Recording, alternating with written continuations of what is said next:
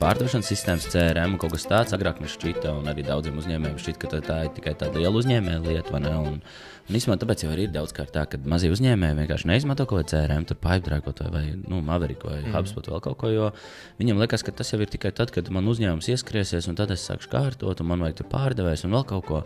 Viņam jau bāzē jābūt, un man liekas, ka arī viena no lietām, kas mainīsies nākamajos 2 gados, vienkārši ļoti daudz uzņēmēji izvēlēsies reāli izmantot kārtīgus CRMs, kurā viņi var uzskatām pāraudzīt pilnīgi visus tos pārdošanas procesus un konversijas, jo līdz šim kaut kā mazie uzņēmēji izvairās.